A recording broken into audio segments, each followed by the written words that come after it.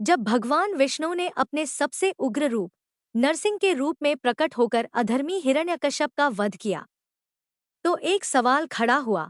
क्या यह रूप केवल रक्षा के लिए था या इससे भी आगे कोई रहस्य छिपा था? नमस्ते, मैं दिव्य लोक कथा से बोल रही हूँ।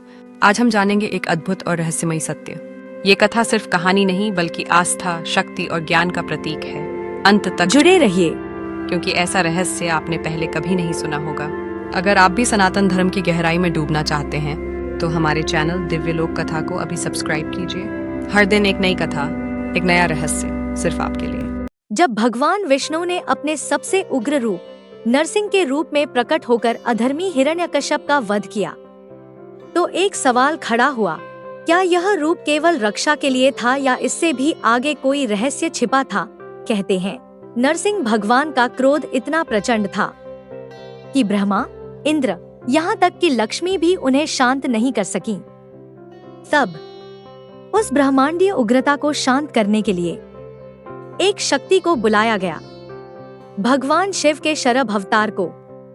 लेकिन क्या सच में ऐसा हुआ? क्या शिव और विष्णु आमने सामने आए? आइए इस अनकहे रहस्य से पर्दा हटाते हैं। प्राचीन काल में दैत्यों का राजा हिरण्यकश्यप, जिसने ब्रह्मा जी से वरदान प्राप्त किया था, ना कोई देव, ना कोई मानव, ना दिन में, ना रात में, ना भीतर, ना बाहर, कोई उसे मार नहीं सकता था। वह खुद को भगवान मान बैठा। पर उसका पुत्र प्रहलाद भगवान विष्णु का परम भक्त था। इससे क्रोधित होकर हिरण्यकश्यप ने प्रहलाद को मारने के कई प्रयास किए, पर हर बार विष्णु कृपा ने उसे बचा लिया। अंततः हिरण्यकश्यप ने स्तंभ को लात मारी और कहा, कहाँ है तेरा भगवान?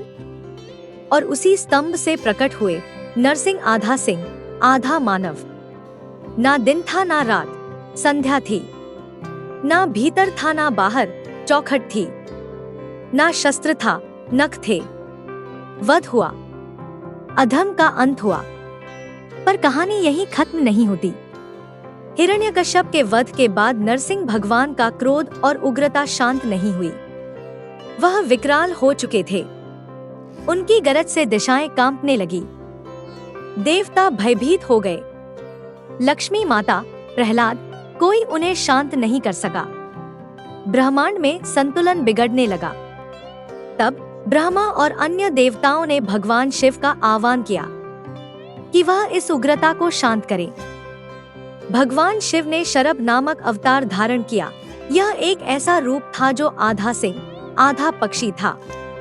कुछ ग्रंथों के अनुसार यह शेर से भी तेज और गरुड़ से भी ऊंचा उड़ सकता था।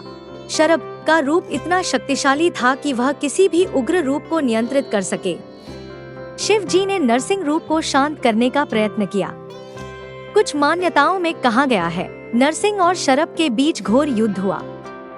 शरभ ने नरसिंह को अपने पंखों से ढक लिया और अंततः उन्हें शांत किया। कुछ मतों में यह भी कहा गया कि नरसिंह भगवान स्वयं शिव के समक्ष शांत हो गए और कहा, मैं ब्रह्मांड की रक्षा के लिए ही था, अब मेरी उग्रता शांत है। और फिर वे श्रीहरि के रूप में लौट आए। यह कथा बहुत कम सुनी गई है क्योंकि यह दोनों महाशक्तियों से जुड़ी है, विष्णु और शिव, और उनके तत्व कभी अलग नहीं होते। कुछ वैष्णव ग्रंथों में शरभ अवतार का जिक्र नहीं है, तो कुछ शैव ग्रंथों में इसे विष्णु की परीक्षा बताया गया है।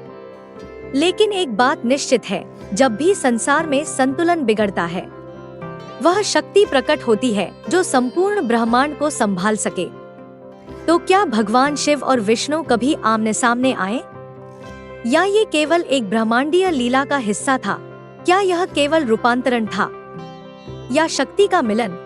इन सवालों का उत्तर शायद आज भी हम नहीं जानते, पर ये रहस्य हमें ईश्वर की महिमा और अद्वितीय शक्ति का बोध जरूर कराते हैं। अगर आपको यह रहस्य जानकर अद्भुत अनुभव हुआ हो तो जय नरसिंह देव कमेंट में जरूर लिखें और चैनल दिव्यालोक कथा को सब्सक्राइब करना न भूलें, क्योंकि अगले वीडियो में हम बताएंगे वो रहस्य जहां नरसिंह भगवान आज भी पूजे जाते हैं और जहां उनका क्रोध अभी भी जीवित माना जाता है।